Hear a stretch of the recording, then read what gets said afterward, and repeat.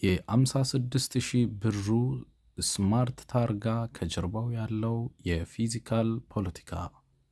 የኢትዮጵያ ሪፎርም እያደገች ነው ወይስ የሪፎርሙን ዋጋ ህዝቡ ብቻውን እየከፈለ ነው? በቅርቡ በመንግስት የተገለጸው 56,000 ብር የስማርት ታርጋ ክፍያ በህዝብ ውስጥ ሰፊ ጥያቄውን ፈጥሯል። በቴክኖሎጂ ስም የቀረበው ይህ እርምጃ በእውነት የአገልግሎት ማዘመን ነው ወይስ መንግስት በተጣደፈ ሁኔታ ገንዘብ ለመሰብሰብ የመረጠ አዲስ መንገድ? ይህ የህዝብ ጥያቄ ነው። የዚህን ጥያቄ መልስ ለማግኘት ለአንድ ታርጋ ዋጋ በላይ ኢትዮጵያ አጠቃላይ ኢኮኖሚ መዋቅር መመልከት ይጠቅማል። አንደኛ፣ ለምን መንግስት ዛሬ ፈጣን ገቢ ፈለገ? ኢትዮጵያ በአሁን ጊዜ ከፍተኛ የባጀት ክፍተት ወይም ፊስካል ዲፊሲት ውስጥ ትገኛለች። የመንግስት ወጪ፣ የደሞዝ ጭማሪና የደህንነት ወጪ፣ የመሰረተ ልማት ፕሮጀክቶችና የውጭ ዕዳ ክፍያ ከገቢ በላይ እየጨመሩ ነው። በቀላሉ ስታይ መንግስት የሚያስፈልገው ገንዘብ ከሚሰበስበው በላይ ሆኗል። ይህ ደግሞ አዲስ የገቢ ምንጮች እንዲፈለግ አስገድዶታል። ኢንተርናሽናል ሞኔታሪ ፋንድና ወርልድ ባንክ ምን ሚና አላቸው? ኢትዮጵያ በቅርብ ዓመታት ከአይኤምኤፍ ወርልድ ባንክ ጋር ሰፊ የኢኮኖሚክ ሪፎርም ፕሮግራሞችን ውስጥ ገብታለች። እነዚህ ተቋማት የፋይናንስ ድጋፍ ለመስጠት አንድ ዋና መስፈርት ያስቀምጣሉ። መንግስት የራሱን ገቢ ማሳደግ አለበት። ይህ ማለት ከውጭ ብድር በፊት የውስጥ ገቢ መጠን መጨመርና ማሳደግ አለበት ብሎ ያምናሉ። የነዳጅ ድጎማ ማንሳት፣ የታክስ ስርዓት ማሻሻል፣ የምንዛሪ ሊበራላይዜሽንና አዳዲስ ክፍያዎችን የዚህ ፓኬጅ አካል ናቸው። ስማርት ታርጋውን በዚህ የገቢ ማሳደግ ስትራቴጂ ውስጥ መታየት ይችላል።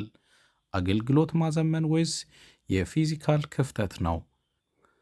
በይፋ የሚቀርበው ምክንያት ዲጂታል አገልግሎት፣ የመኪና መረጃ አያያዝና የዘመናዊ ትራንስፖርት ስርዓት ነው።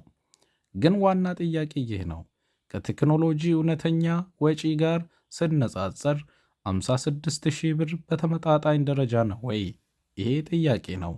ብዙ ኢኮኖሚስቶች እንደሚሉት መንግስታት የባጀት ጫና ሲጨምርባቸው ሰርቪስ ሞደርናይዜሽን በሚል ስም ቀጥታ ለህዝብ ክፍያ መሰብሰብ ይጀምራሉ። በዚህ እይታ ስማርት ታርጋው የቴክኖሎጂ ፕሮጀክት ብቻ ሳይሆን የፊዚካል ስትራቴጂም ሊሆን ይችላል። ዋጋውን ማን እየከፈለ ነው?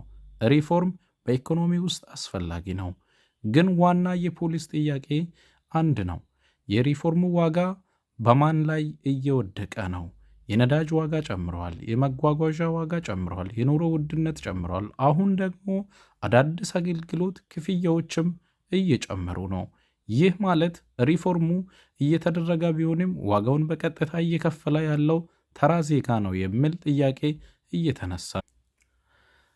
በሌላ ትንታኔ 56,000 ብር የስማርት ታርጋ ጉዳይ ከመኪና ሰሌድ በላይ ነው። እሱ የኢትዮጵያ አሁናዊ የኢኮኖሚ ሪፎርም፣ የዕዳ ጫና፣ የውጭ ተቋማት ፖሊሲ ግፊትና የመንግስት የገቢ ፍላጎት የሚያንጸባርቅ ትልቅ ምልክት ነው። ጥያቄ አሁንም አንድ ነው። ኢትዮጵያ ሪፎርም እያደረገች ነው ወይስ የሪፎርሙን ዋጋ ህዝብ ብቻውን እየከፈለ ነው? ምሬቱ ቀጥሏል። ስማርት ታርጋ፣ ዲጂታል ፈቃድ፣ የራይድ ቅጣቶች፣ እነዚህ በእውነት የዘመናዊ አገልግሎት ምልክቶች ናቸውን? ጥያቄውን ለውድ ተመልካቾቻችን ትተናል። ወይስ በቴክኖሎጂ ስም የተደራጀ አዲስ የገቢ ማሰባሰቢያ ስልት? ቴክኖሎጂ ህይወትን ለማቅለል ይፈጠራል፣ ግን በስርዓት እጅግ ሲገባ ዲጂታል ቁጥጥር ሊቀይር ይችላል።